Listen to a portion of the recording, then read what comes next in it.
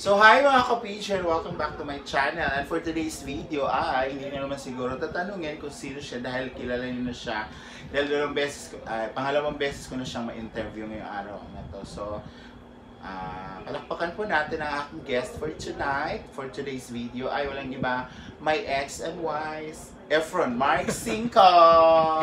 Hello mga ka-realize. Ako si Efron Cinco, ang ex ni Gwen. Oh, especially for your So, channels. hindi na tayo magti-TV sa Facebook na lang tayo. So, ang tawag dito, ano? Tanungan portion. tanungan portion. First question, kumusta ka? Ako ngayon is nasa healing stage ako. Why? Kasi may pinagdadaanan ako currently about dumaan ako sa mga maraming pagsubok. Ayun. So, pangalawang question is, kasi si Efron kasi is nag-ano pa to na tatalent to siya sa GMA ABS as a, ang tawag sa inyo? Freelance Actor. So, naggaganon ka pa rin ba ngayon? Sa ngayon, kung merong call, pupunta ako. Tapos kung maganda din naman yung offer, pupunta ako. Pero sa ngayon kasi, parang mas love ko na ang vlogging at saka business. Oo, kasi, my third question is, kumusta na pala yung business mo? Kasi, kung hindi nyo po maitatanong, meron po siyang branch sa, meron po siyang business ngayon. Huwag mo nang sabihin kung saan. Oo. Basta mayroong mga branches. Oo. May branches sa Cavite at saka sa Davao. Oo. Pero pwede siyang sabihin yung para siyang 7-Eleven. Sinabi. Ano lang, convenience store na parang convenience store parang 24/7. na 24/7. So kumusta naman siya ngayon? Yung iba nagfa-function, tapos yung iba naman is for uncertainty, hindi pa. Yung isa na himina. Pero lalabanan ko pa rin kasi wala tayong gagawin dito na kailangan mag-give up. Laban lang kung laban. Kasi gano'n naman yung negosyo eh. 'Di ba sabi nga sa isa kong video na ang buhay walang perfect score dito. Lahat tayo walang perfect score. Kaya piliin natin ang lumaban araw-araw. Yes. So, fourth question is, are you still single? Ako? Single? Oo, single ako kasi wala pa naman akong asawa, pero meron akong mga nililigawan. Hindi naman nawawala 'yun. Pero, sinagot ka na ba? Hindi ko pa sure. Wala pa eh. Lulungkot siya oh. Paano lungkot Gwen? Harap dito. Lapit. Hindi nga totoo. Wala pa. Wala pa kayong, wala pa Kasi para sa akin ngayon, ang pinagfo-focus ko is business ko talaga. Business ko talaga yung future ko. Kasi bakit? I'm 29 years old na. So, naghahabol ako kasi hindi tayo palaging malakas at hindi tayo palaging bata. Kaya habang bata pa tayo, kumilos tayo, magsikap at magsipag tayo para makapag-ipon. Dahil pag 40s na tayo, lalabas na yung mga karamdaman natin. Kaya yun ang kailangan mong paghandaan. Ako, agad? Ay, sorry. Ano ka ba? 21 pa lang ako. 19, 21. 19. So, fifth question. Di ba wala ka single? Wala kang jowa. Pero naliligaw ka. Ayan. Di ba naging jowa tayo? May chance ba na manligaw ka ulit na katulad ko? Oo. Talaga? Diretso ang sagot yan. Bakit? Bakit? Kasi nga, kagaya ng sinabi ko, that love is universal. Kahit bakla ka man, whatever, kung anong gender ka pa, kung may puso ka at tao ka, pwede kang mahalin. At para sa akin, kung mahal ako ng tao, hindi mahalin ko rin pabalik.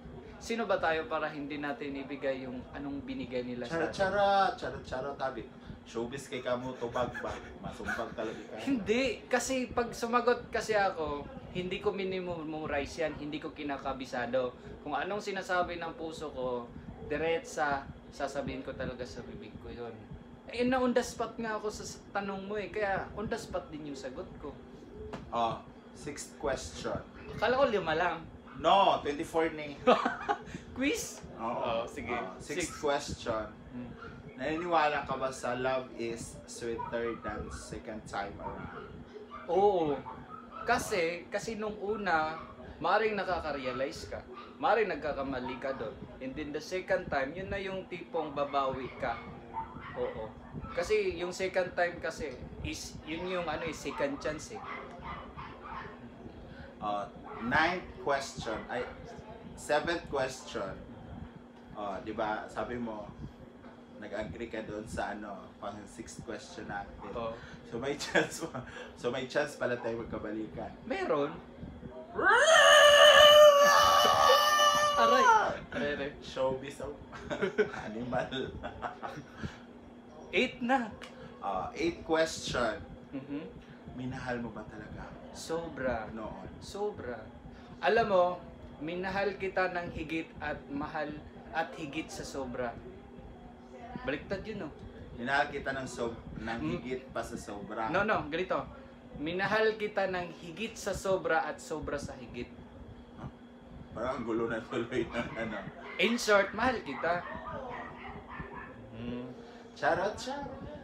So, ninth question. Oh, If given a chance to be back again in your arms. Chares! your arms. Ito, balik ko na sa kamay ko. Ayan. Hindi nga, pero kailan mo plano na magkaroon ng own family? Okay. Siguro kasi ang marriage kasi wala siyang hindi dapat minamadali. Alam mo bakit? Kasi 29 ka na eh. oo nga, para sa akin kasi kung meron kasi kapag madalas nagmamadali tayo sa love, doon tayo nagkakamali. Ganun ba yun? Oo. 9 question na 10. 10th question. Ang dami mong alam. Ano yun, naiwa ito lang support.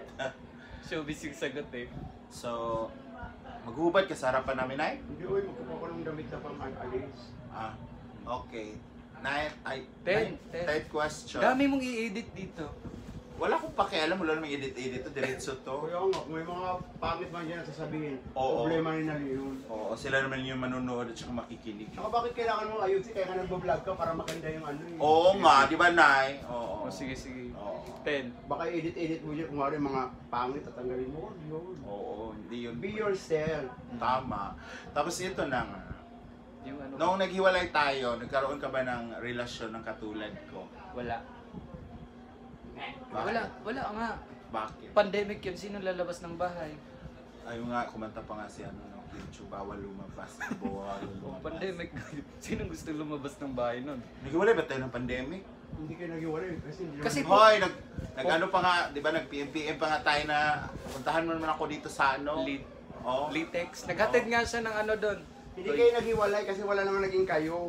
Ayan. Wow, Nay! Apaka-supportive mong ina! Naghatid nga siya ng isang tray na itlog, tuyo, bigas. Nalala mo yan. Pero, actually guys, yung hiwalayan namin is not formal. Informal, ganun. Abnormal. Hindi kami naghiwalay talaga na hiwalay na tayo ganun. Parang umuwi ako ng probinsya, umuwi din siya ng probinsya, tapos yun na yung end ng relationship namin. Kasi nga, after pandemic, di ba, umuwi ka rin ng province. Yun na yung namin kasi parang hindi ko naman siya kayang hiwalayin din before kasi nga, mabait naman siya. Kahit nag-overthink ako sa kanya, andun pa rin yung mga time na, yun yung nag-overthink ako pero in other side, parang sinasabi pa rin ng utak ko na masaya ka naman yung pagkasama mo siya, ganun. So, parang may bawi ba doon sa pag-overthink ko. So, naghiwalay kami na walang formal. So, ngayon, dalawang interview ko na to, nung nagpunta din ako ng Davao, na-interview ko rin siya. So, 2 years ago yun. so ngayon, ano yung mga pwedeng... Hindi ka man lang nagtanong kung ano yung namimiss ko sa'yo? Huh? Wala kang tanong dyan. Kailangan ba? Uy, hindi makayo mag-relasyon na nga. Dapas nga. Gapas. Ha? O sige, tanungin kita oh. Oh. Ano bang na-miss mo sa katawang Barbie ko? Charis!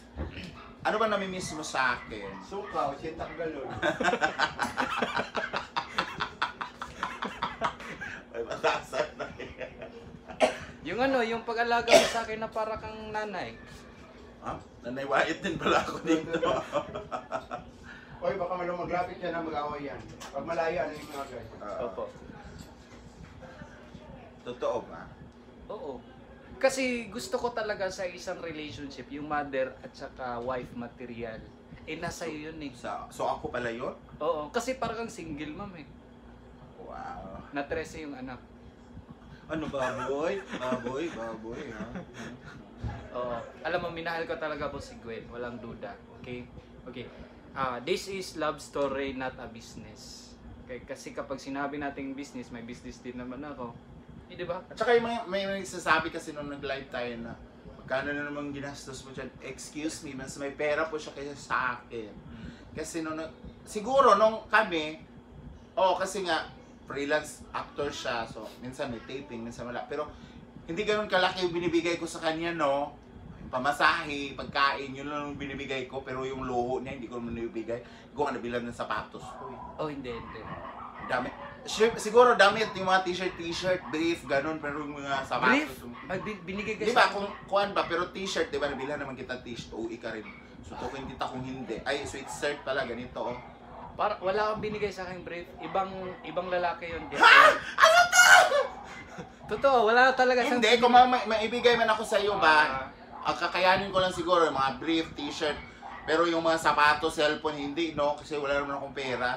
Unahin ko pa ba siya kaysa, pamilya, di ba? Teka lang, bakit ba kasi na-generalize ng mga tao kapag nagmahal sila ng lalaki is yung lalaki palaging binibigyan? Mali. Kasi hindi naman lahat ng lalaki ganun eh. Kasi yung iba dyan, naghahanap ng kalinga ng isang parang ina at parang asawa. Kasi nga, yun din naman yung nakikita ng tao. So, hindi rin natin sila may aalis sa utak nila. Pero, meron nga akong sinasabi minsan eh, sa iba, na Ano? ito kasing sa LGBT, di ba? Okay.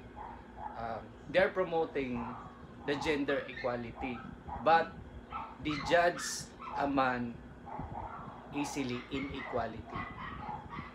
sabagay, may So, not balance talaga. Parang sa amin din, hindi na din nagiging, wala nang ano din sa amin yun eh. Nawalan din po kami ng tawag dyan nung, nahusgahan din po kami. Hindi lang po yung bakla nahusgahan, pati din yung lalaki. So, I think we deserve also the equality, not just from gay community. Oo, kasi basta sa akin talaga, wala pa akong naibigay sa kanya ng mamahalin. Uy, Diyos ko. Ang lalim no, no? LGBT, di ba? Some of them promoting the gender equality, but they judge a man easily inequality. So, di ba? Itumba na kaya. Kaya nga, pwede nga daw pang pageant yung sagutan na ganyan eh. So, ayun guys. So, narinig niyo na kung ano yung mga ano niya. Na-miss daw niya ako, mahal daw niya ako. Alam mo, Ewan ko. kahit ex kita ha, tatandaan kita hanggang pagtanda ko, magiging kaibigan pa rin kita. Bakit? Kasi pag meron kasi akong karelasyon, no? Pag may relationship ako, kahit nagiging past ko yan, hindi ako magiging bitter. Bakit? Tinuturing ko po yung kaibigan, kapatid.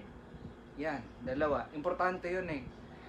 Maaring for the meantime, nagiging ka-relationships kayo, pero hindi naman ibig sabihin na pagkatapos nun magkaaway na kayo. Oo naman, lahat ng ex ko, no, kaibigan kami. You can be friends, you can be a family. Ay, may isa lang pala, binlock ako ang ngayon. Kasi ganito kasi ako, ganun ang mindset ko. Kasi we don't deserve na para magsakita ng hinanakit sa bawat isa. Totoo naman yung time heals, di ba? Oo. Yung sugat sa puso, nagagamot, not instantly, pero Step by step. step by step. Sabi nga,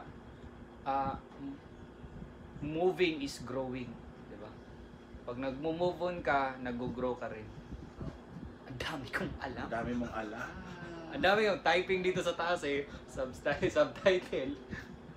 So, ayun guys. So, anong oras na ba? So, maraming salamat Efron Mark 5. Ayan. Meron po siyang page guys. Ang Efron Mark 5. Ilalagay ko na lang po dito sa description sa baba.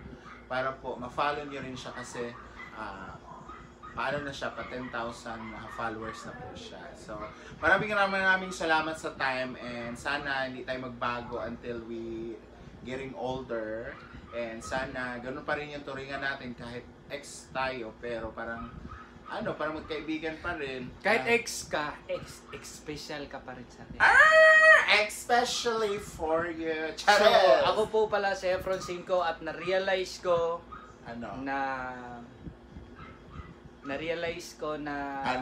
tuloy mo.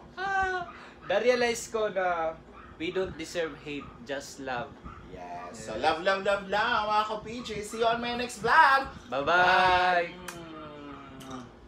Ako na dito ba pipindutin? Oo.